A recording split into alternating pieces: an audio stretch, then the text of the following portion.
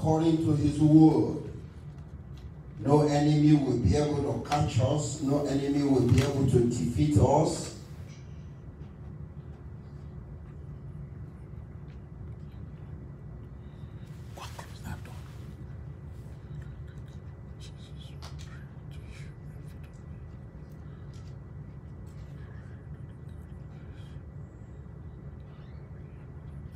Whatever comes our ways,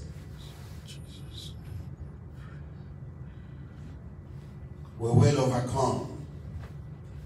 The wisdom to live through this life, the wisdom to live in this life at this time, according to the will of God, O Lord, give unto us, so that daily we will live an acceptable life that will give glory and praise to the Lord.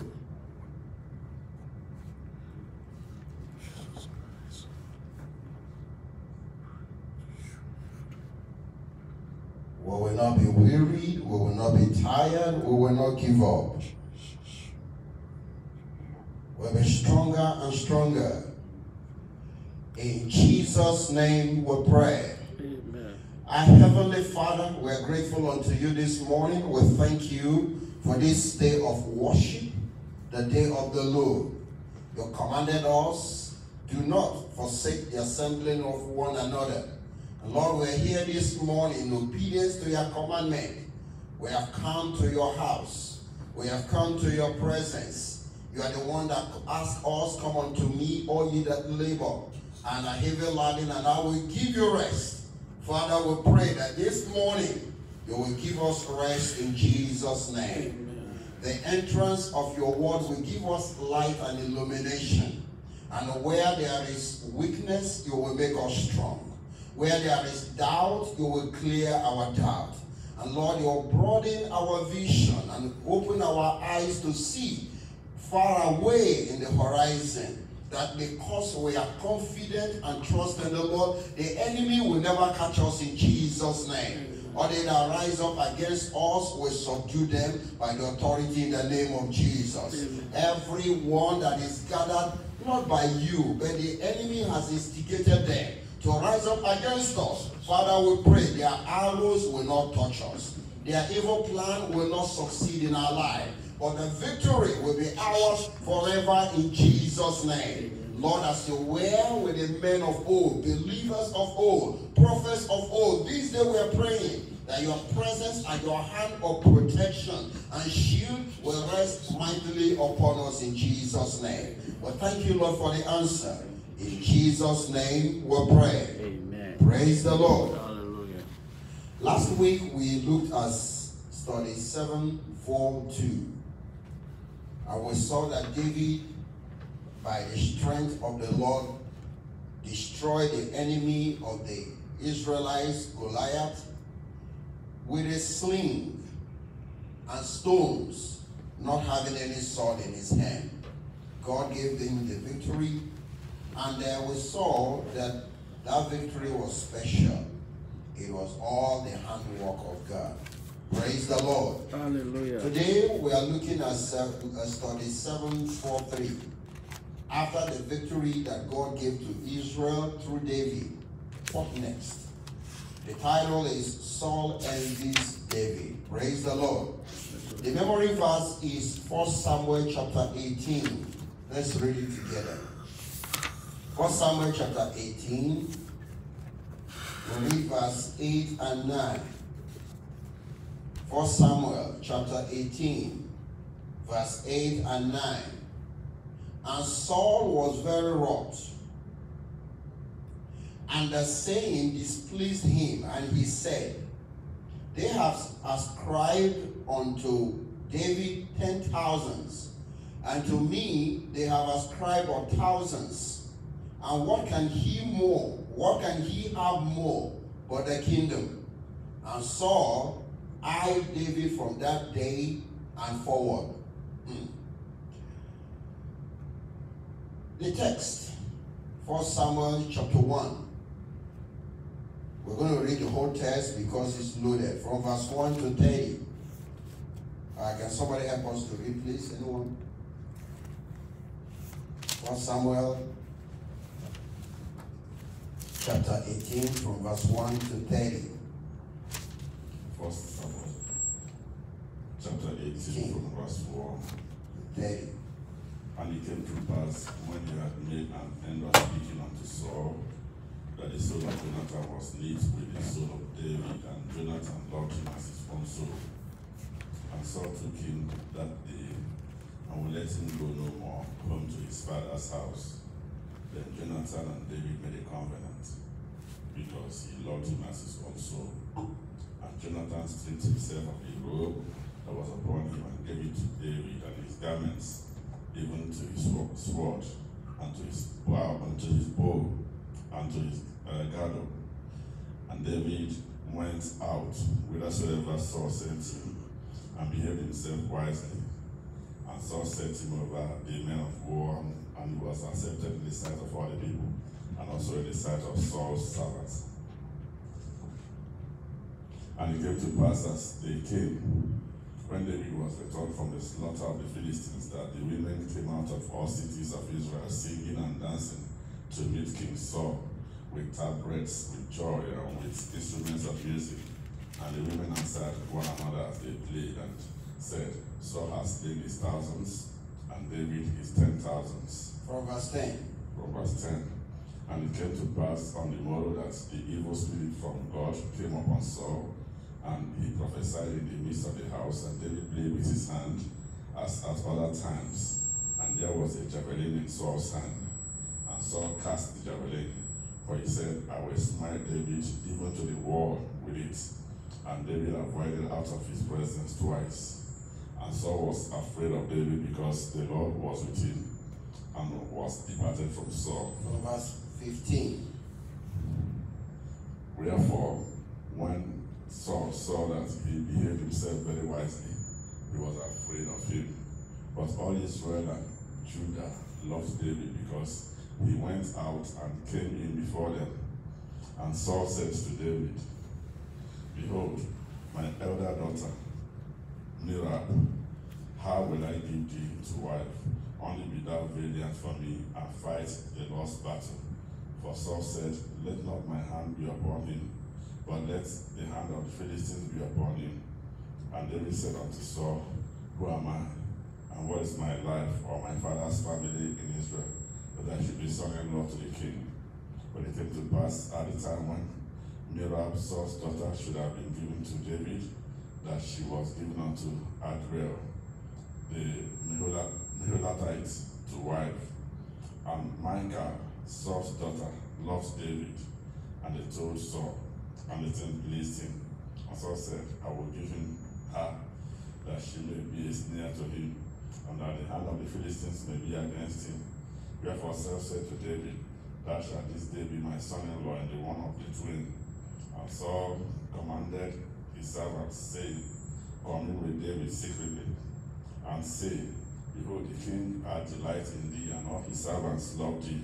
Now therefore be the king's son-in-law.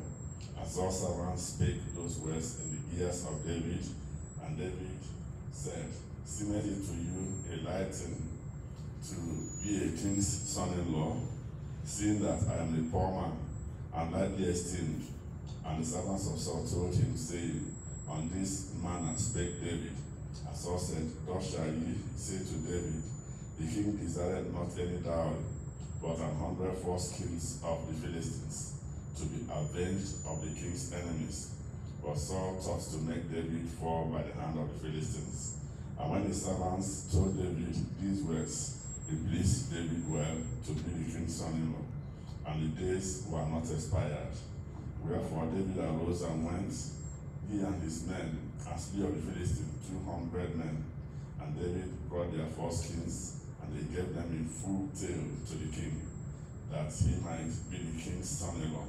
And Saul gave him Micah, his daughter, to wife. And Saul saw and knew that the Lord was with David, and that Micah, Saul's daughter, loved him. And Saul was yet the more afraid of David, and Saul became David's enemy continually.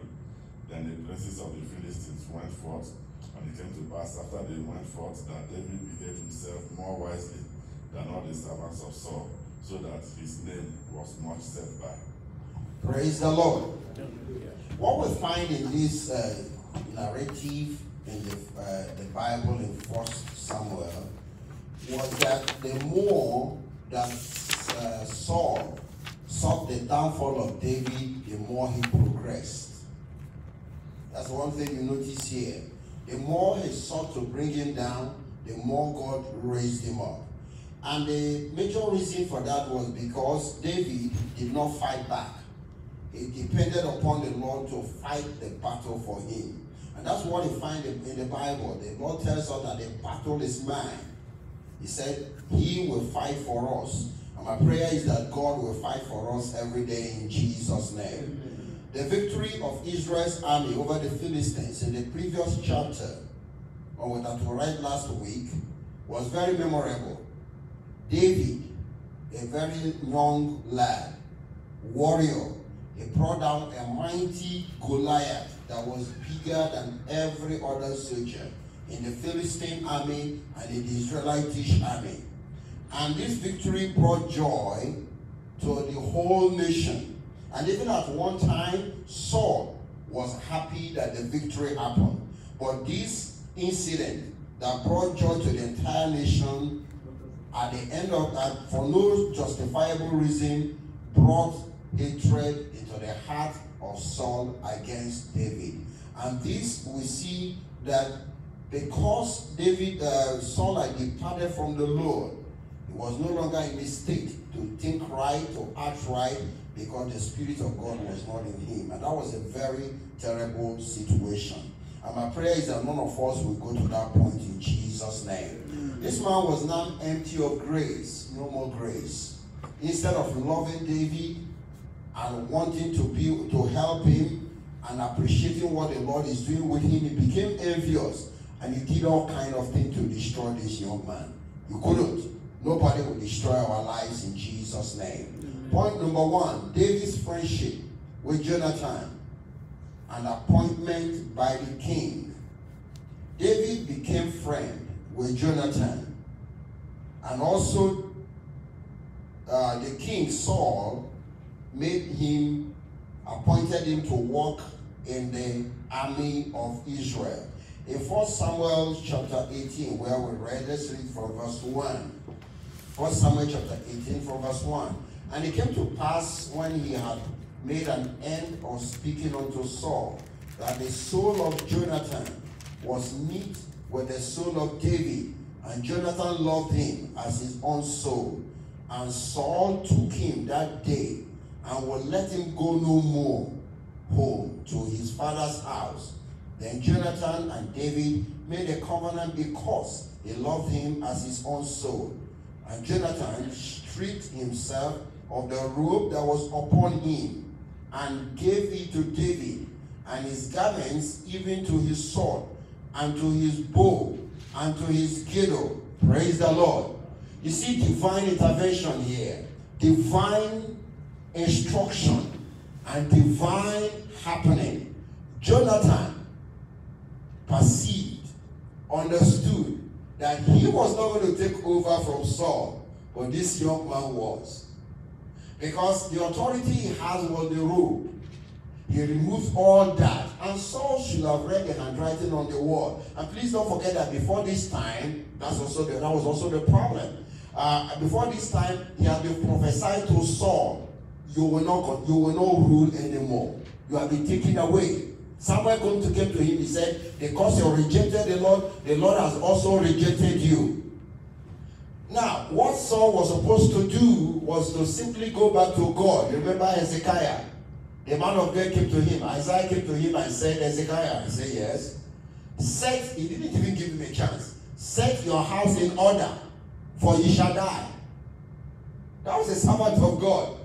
And Hezekiah did not go planning, scheming how to change the plan of God. He did not go planning, scheming how to change the prophecy, the word of God. What he did was that he let the servant of the Lord go, and he turned to the wall and began to pray. Oh Lord, have mercy. Remember me. Don't do this to me. Have mercy. Remember your promise towards me. It didn't take long. The Lord called the prophet back. He said, go tell my servant I've had him. He's not going to die anymore. I will add 15 years unto him. But in the case of Saul, the prophecy had come. You disobeyed God. God have rejected you. And this man knows that God is a merciful God. It's all over the Old Testament. God is a merciful God. He's there. All he needed to do, we didn't hear that. In fact, at one time, I think you remember, there was a time that this man did something wrong too. But he humbled himself and he did what? He walked softly. Softly. And that time God said, I see Saul, of all people, he's walking softly. Okay, I will not do it now. I will do it at the time of his children. God forgave that time. Now at this time, why don't you go back to God and still pray? But instead of praying, he started applying physical knowledge, physical wisdom, all the techniques he can apply. He was just all completely gone. And it was terrible. And now hatred took the place of love.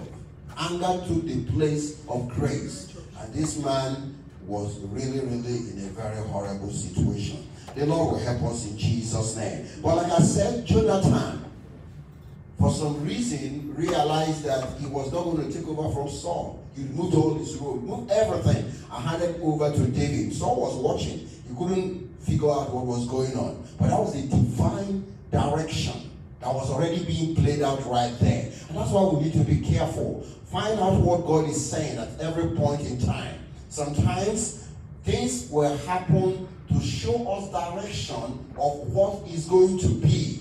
Our own path is not to struggle to kick to box. No. You go back to the Lord and pray. Let the prayer be, oh Lord, not my will, let thy will be done. And the will of God will be done in our lives in Jesus' name. I say the will of God will be done in our lives in Jesus' name. In the book of Proverbs chapter 18. Proverbs chapter 18. I want to read in verse 24.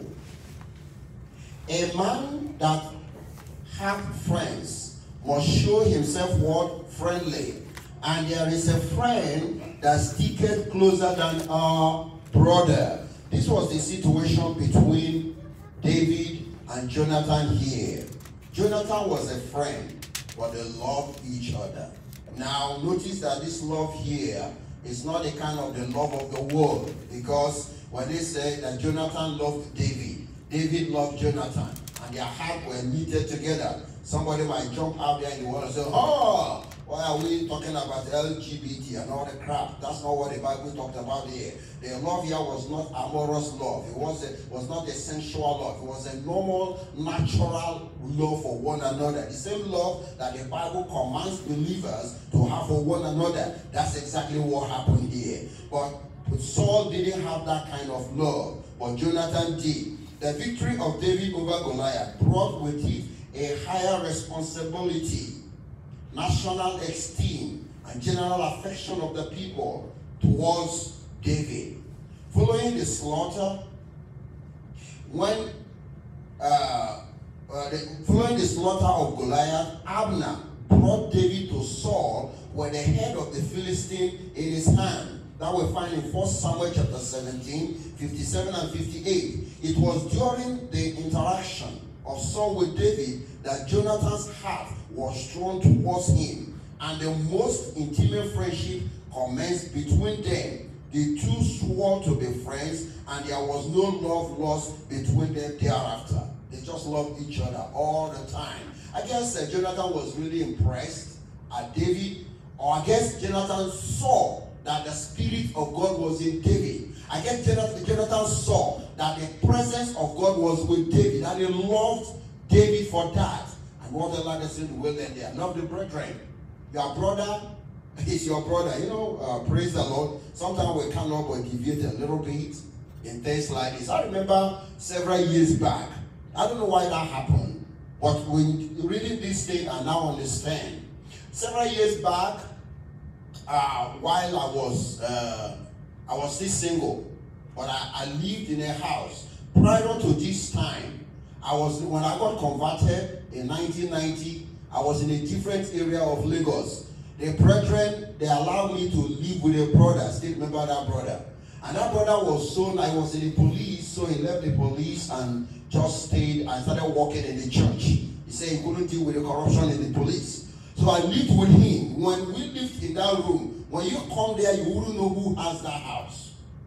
You will not be able to tell who owns that house. Just two of us living in that house. In fact, everybody in the compound, they thought we were brother of the same blood.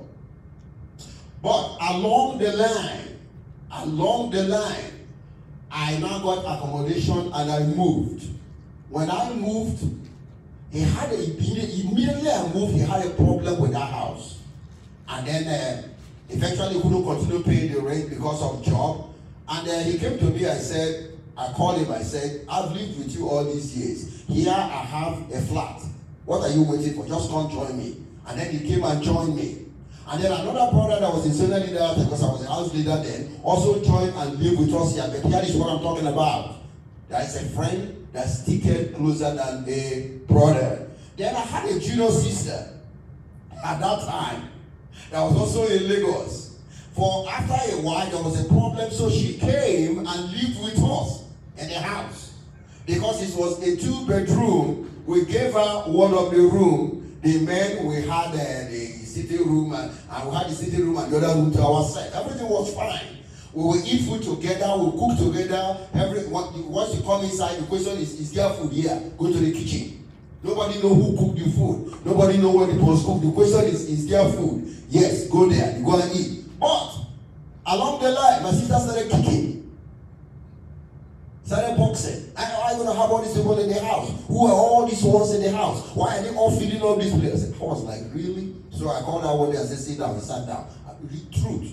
I don't know why I did. It's now I'm beginning to understand every day. I sat down and said, you are my sister. He said, yes. The same mother, the same father. I said, yes. I said, you see all this when they were not there. You see these two other brothers living with us? He said, yes. I said, they are closer to me than you. If you I hear one word from you, I'll kick you out. Praise the Lord. And that's how she closed them out. Now, why? Because there is a bond between believers. There is a bond between Christians that is so strong. And look at Jonathan here. He just loves this man, this big man with all his heart. Every strength in him, not his brother, but because of the love of God in his heart. I pray that God will give us such heart in Jesus' name. That we treasure the brother, we treasure the brethren. Know that Christ has bound us together and we are so strong and knitted together and nothing will be able to divide us in Jesus' name. I said nothing will be able to divide us in Jesus' name. And the grace of the Lord will keep us going all the days of our life. Jonathan staked his life for his friend.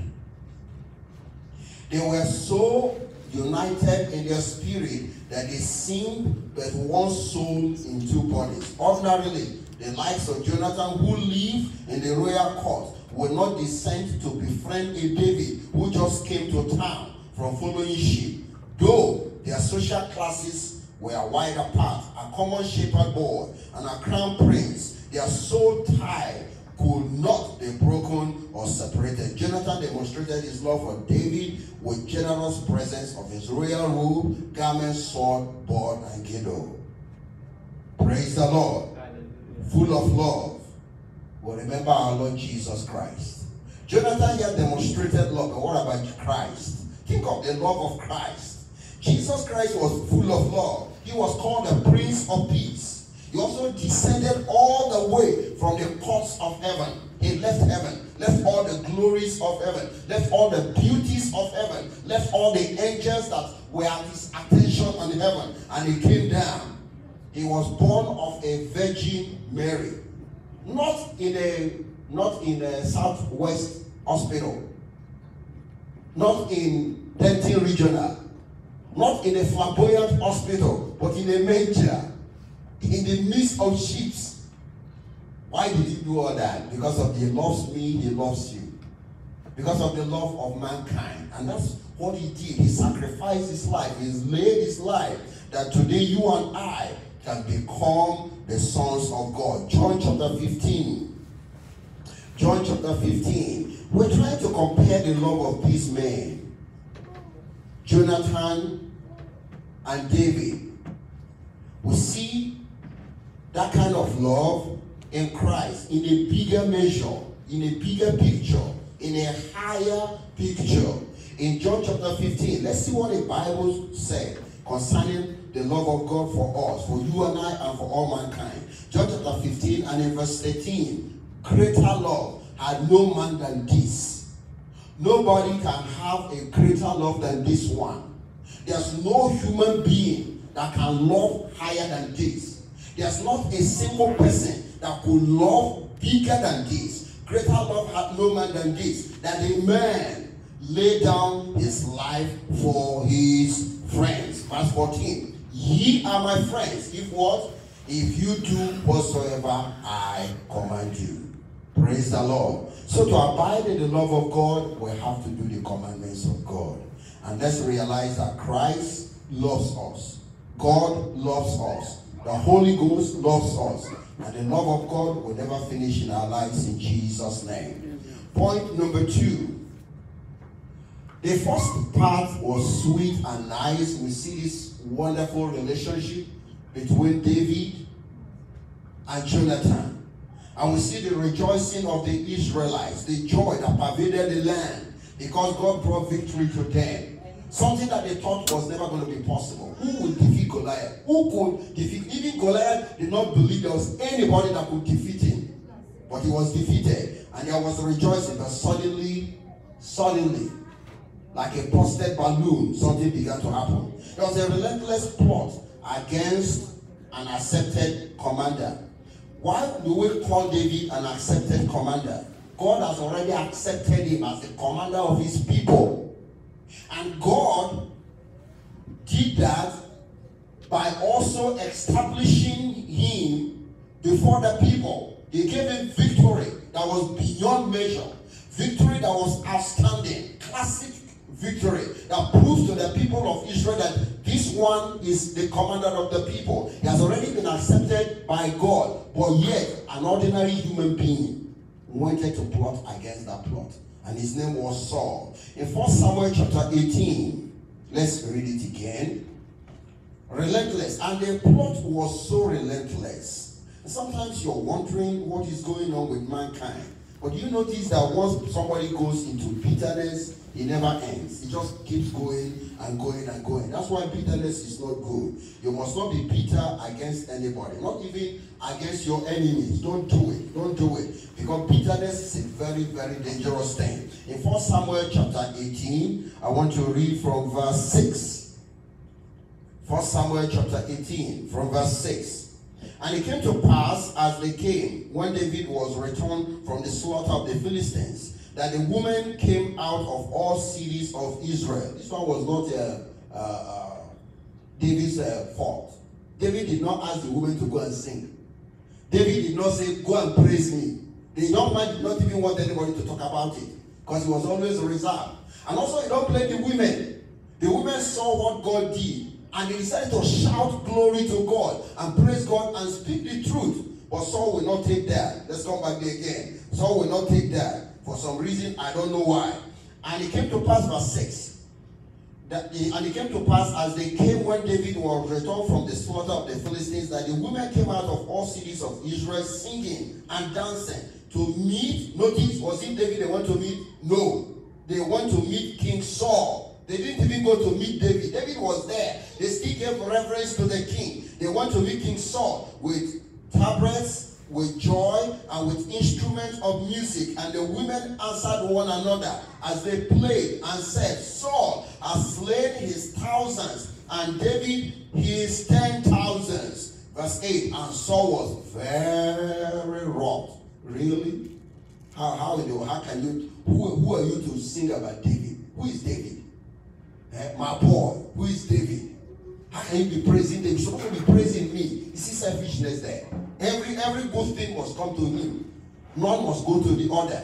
And he was wroth. Very, very wroth. The Bible says he was wroth. And was wroth and said, and the saying displeased him. And he said, they have ascribed unto David 10,000s, and to me they have ascribed 1,000s, and what can he have more for the kingdom? Well, Saul, if you know that you are not fit to be in the kingdom, why don't you just get out and let him come in there and try instead of stop fighting the will of God? And like I said, he had choices. I'm pretty sure that if this man has gone back to God to pray, if he has gone back to God to pray, God is a God. He said, if you confess your sins, I will forgive you and cleanse you from all unrighteousness. If anyone ever goes to hell, I've said this thing before, and that's what I found out from the scriptures. Now understand me. Sin is bad. Don't go into sin. God hates sin. We should be able to live above sin, and we can, and we must. For whosoever is born of God does not what? Commit sin. You live above sin, I live above sin. We know it's a fact. You know it's a reality. As long as you're watchful and sober, you cannot sin. Sin is bad. But I found out that if anybody will go to hell, it's not necessarily just because he's sin, because we are all born in sin, but because they flagrantly refuse to repent. That's what happened to Saul here. You and I know that this man could have repented. He could have turned away and just go back to talk to God. Lord, I know I have done bad. Be merciful. And God would have found a way to fix it. Not going to God, forgive me, restore me back as a king. No, no. Not going to God, oh God, I'm sorry, have mercy upon me, but let me still remain my king. No. You go back to God and say, like the prodigal son. You notice the prayer of the prodigal son. When the prodigal son came back, let's learn some principles from the Bible to help us to make heaven. When the prodigal son returned back to God, what kind of prayer did he pray? This prodigal son was the son of this man, and he had equal right with the other children, and he knew who he was, but he went to the far country. He backslided, and when eventually he made up his mind to come back, there was repentance, true repentance. When he came back to God, far away, the Bible said, far away, he said, Father, I am not worthy to be even one of your what? Servants. He told him, I'm not coming back. I'm not asking you to take me back as your son. I'm not asking you to take me back as who I was. I'm not even worthy to be even your servant. But please just forgive me. When any sinner or backslider comes in the same way to God, God will forgive. The problem is when people come sometimes, they're full of themselves. They want the position. They want the title. They want to stay where they were before. And it don't work like that. You come back to God, you want him to have mercy upon you, come with humility. Oh Lord, forgive me. The boy said, I'm not even worthy to be your son. Just receive me, have mercy on me. And he was exalted. The father didn't say a word. You notice all through that prayer of the prodigal son, God never said a word. It was all action. All action. Teaching me another lesson. That when you are praying, you are talking to God. After you pray, you don't wait for a particular day to happen. You don't wait for thunder to blow before you know God has answered. You don't wait for any feeling. You don't wait for any kind of vibration before you know. If you watch the story of the prodigal son, it was only the boy that did all the saying. The father never said anything to that boy, but he forgave him immediately. Rather, he spoke to the angels. He spoke to his people. He spoke to the other servants. He said, go get this, go do this and do that. And the same thing today. When you come to God, it doesn't matter what the problem is, how far you have gone. But once you pray, trust that God is faithful. Believe that God has answered. Whether you had a voice from God, it don't matter. His word is bigger than that word. Whether you get any sensation, it doesn't matter. Just know that God is not a liar. And that's what this man would have gone back. Just go back and pray. But he didn't do it. Rather, he started finding a way to spoil the plan of God concerning David. Did he succeed? No. Nobody will succeed against us in Jesus' name. The defeat of Goliath and the Philistines did not only bring joy, but also pain to David, unfortunately. So, brethren, if you are passing through pain, you say, why is it that I'm giving my best to God? I'm doing my best for God. But all I'm getting in return is disdain, pain. You're not the first person. This is just ordinary David, not even Jesus Christ. Let's not even go to Jesus. David here. The whole place was rejoicing. This man was in sorrow. Why? For doing the right thing. For being a servant of God, for walking with God. And then, instead of joy, he had pain. Saul felt threatened by the great popularity of David as expressed in the slanted victory and congratulatory songs of the women. The content of the song ascribed 10,000 casualties to David and only thousands to Saul. He could not bear it. He couldn't bear it. He couldn't bear it at all. he could not bear to hear the women magnifying the servant above him. He was angry and greatly displeased that the women could express the truth of the victory over the Philistines in songs that reproached him. Saul's skilled suspicious flashed on and assumed plan to take the kingdom from him and terminate his dynasty, as of course was already previously declared by Samuel. I guess his fear stemmed from the fact that he knew he would lose the kingdom, because it had been prophesied to him by Samuel. God have rejected you. And you know, and now God is bringing a replacement. Instead of helping this replacement to come and take over for me, I am fighting him. Why? How? And I don't understand. I think, I know that Satan is wicked, but he's more wicked nowadays than before. In a church today, why don't we understand that I might not be the one for that thing. I might not be the one for that position. I might not be the one for that place. But just support everyone. Support everything. Follow up with everything. If we cannot have more than one pastor in a church, and this pastor is not an angel, he's a human being. A man of life, precious place to the faith like we are. Has feelings like we are. Passes through problems like we are. The injunction of the Bible is we support him 100%. But you know what some people do? Now, thank God they are not here. Some people in some churches, you know what they do? They begin to look for fault. Pastor, you didn't do this right. Pastor, you didn't do that right. And all they do is just talk. Talk. Join hands, let's get this thing done now. You will hear 1 million reasons why that thing will not work. Why it's not going to happen. Let them do the thing themselves, they will not do it. Show us the right way to get it done, they will not show it. But they will see every fault. They can magnify it all the time. That's not for believers. That's not church. My prayer is that we will not have that in our churches in Jesus' name. The church is a place where we are united. And that's why I told you that story. I was not even as mature as I am now. But the Spirit of God just told me that these are your brethren. Because in our backyard, they have had people, most of us, when we come out, because behind us there were houses in Lagos. The other side there were houses. We pray together.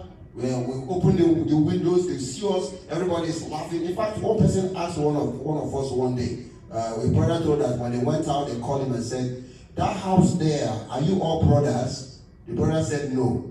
He said, hey, you're not brothers, or it's either you're praying, or you're laughing, or you're singing, or you're eating. No quarrel, no fight. He said, yes, but because we're believers, because we're children of God. He said, which will say deeper, like say, no wonder. I wish people would say that about the church here in America. That the fact that we are believers, we are special. The Lord will help us in Jesus' name. Let's go to point number 3 before we round up. The point number 3 is repeated fear of the apostate and cruel king. When somebody goes into apostasy, what's apostasy? You backslided. And the Spirit of God will be banging, will be ringing, come back. And the person just neglects it. That's the case of Saul. During the story of Saul, was descended. Over and over, the Holy Spirit is saying, repent. And upon faith, you just continue. You can keep on derailing and going down to the point that an evil spirit takes over the Holy Spirit. Not even that it's the human spirit that he has, like every other person. Satan has taken over. You see the degeneration. It came from the high power of being a child of God. It didn't stop at the level of being a human being. It degenerated to the level of being possessed by an evil spirit.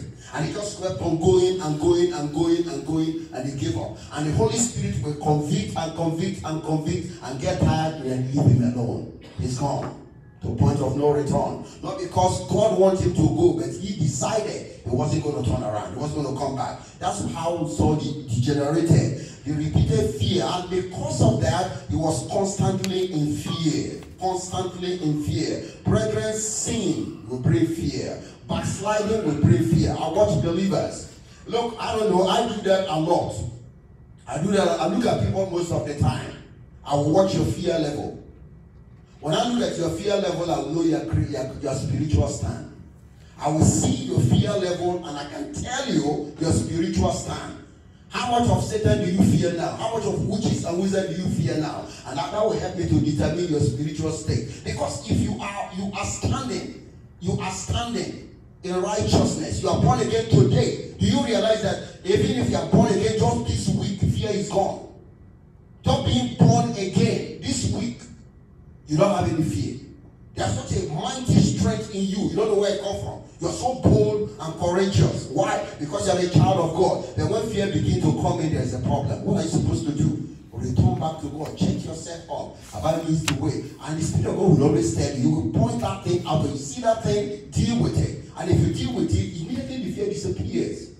And you become strong again. But because this man has gone so bad, he was living in fear. Let's look at it in 1 Samuel chapter 18. 1 Samuel chapter 18. If you find it, can you please rise up and read for us because of time? 1 Samuel chapter 18 from verse 12.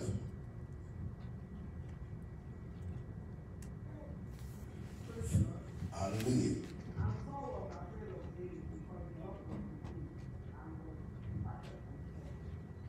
Yes. Just that. Praise the Lord. Did you see that?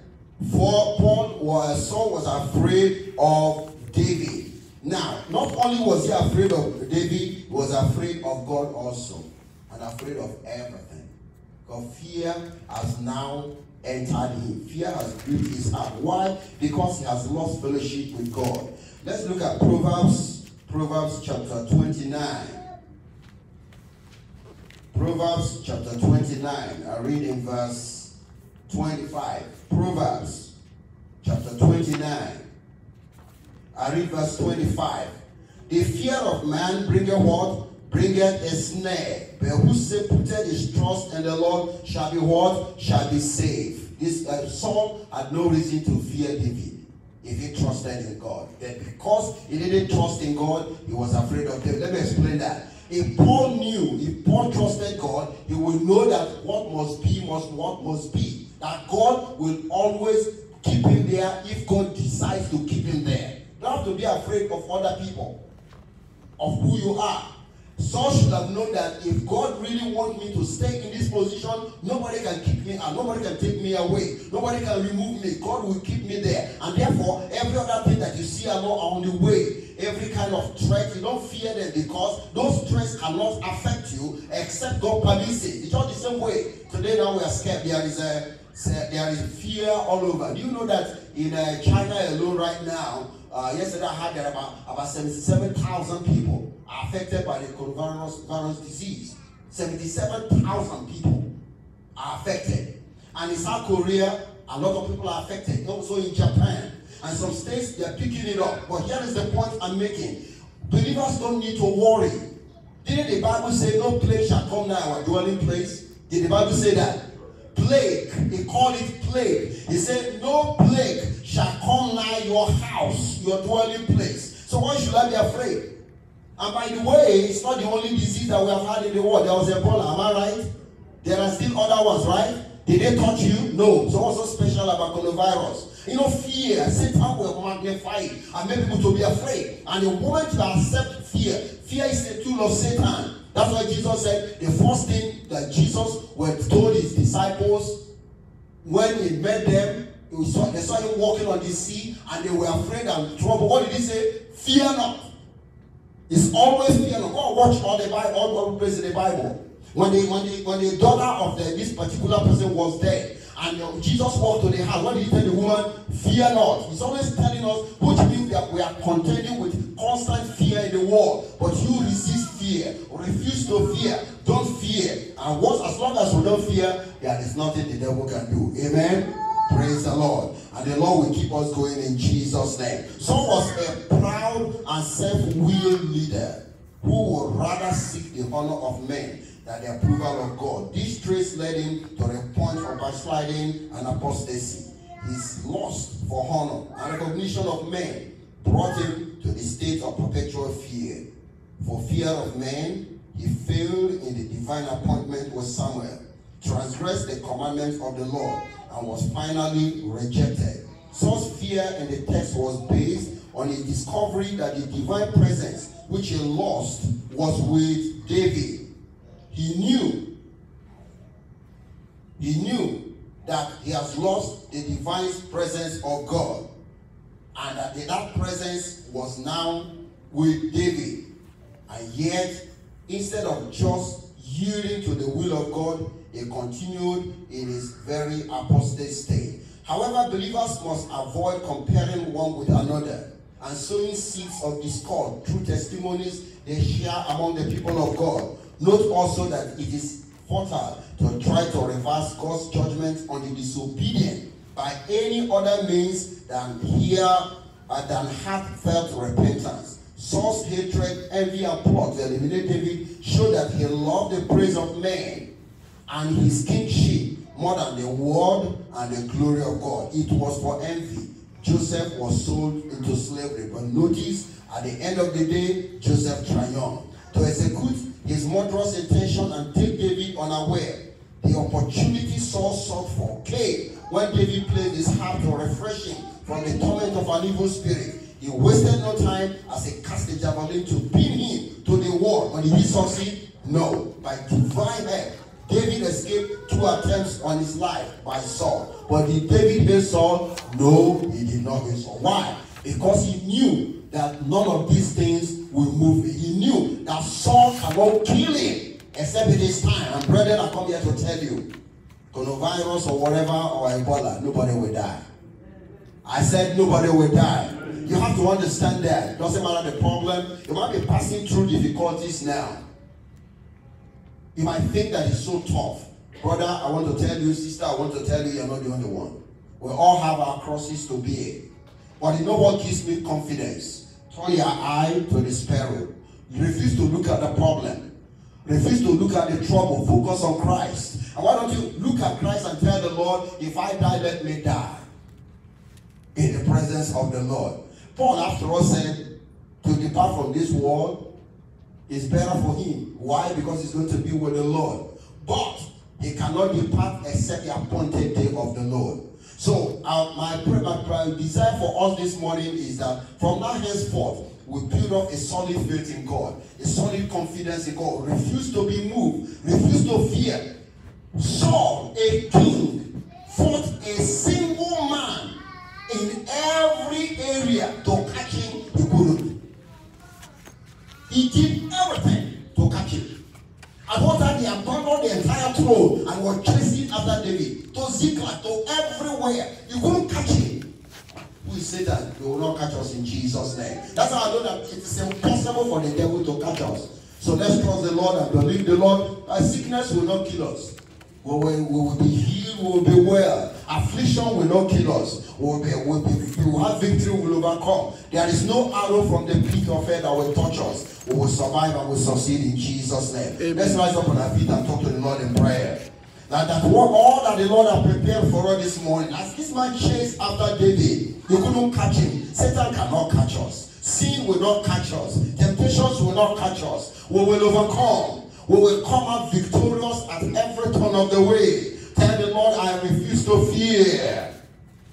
I will not fear the fear of the unbeliever. I will not fear the fear of the unbelieving. I will not fear the fear of the sinners. The righteous is as bold as a lion. Every sword that is chasing us today, all their plan has been destroyed. Every sword that is chasing us to catch us, they will not catch us. There is no arrow, no javelin that is thrown at us that will touch us. Look at it. Can you imagine? The same room. They are sitting down in the same room. Eyeball to eyeball. He was looking at him. He picked up a javelin. He threw it at him. He missed. And he was a soldier. And I relied on his javelin. Saul in the past had used his javelin to kill people in the war front. But this man was standing right there, sitting before him. Right in his presence, yet he picked up the javelin and he threw the javelin. He missed him. It doesn't matter how close the enemy are. Their arrow will not touch us. Their arrow will not touch us. They will always miss, because there is no weapon fashioned against us that will prosper. And every tongue that rises against us in judgment this morning will condemn. My brother, my sister, cheer up. God is on the throne. You will tell the Lord every work of Satan, every Every arrow fashioned against me this morning, I scatter, I destroy them. Whatever be the will of the enemy against me, I frustrate them, I cancel them, I bring them to nothing. The Bible said that God disappointed the devices of the crafty, so that their hands cannot perform their enterprise. Every crafty of Satan against us in this church, in this life, will frustrate, will cancel. They will not stand, they will not walk. We have the victory, we will dominate. David ruled. He was able to succeed, he was able to burn, he was able to get out of all the problem, despite it was Saul that died. David could not die, he lived on. Our enemies will fall, we will not fall. We will move on, we will fulfill our ministry. We will accomplish all that the Lord wants us to do. In Jesus' name we pray. Our great God in heaven, we worship you. We adore you, Lord, because you are King of kings and the Lord of lords. You have not changed, you will not change. Saul chased after David to kill him, he could not. Father, I pray, is there anyone here chased by the devil? Will cut off their power in the name of Jesus. Will destroy their works in the name of Jesus. Lord, I decree it will be well with us. Our enemies will not catch us. No weapon fashioned against us will prosper. Nothing, no plague will come now and dwelling in Jesus' name. Well, thank you, Lord, for the answer. In Jesus' name we pray.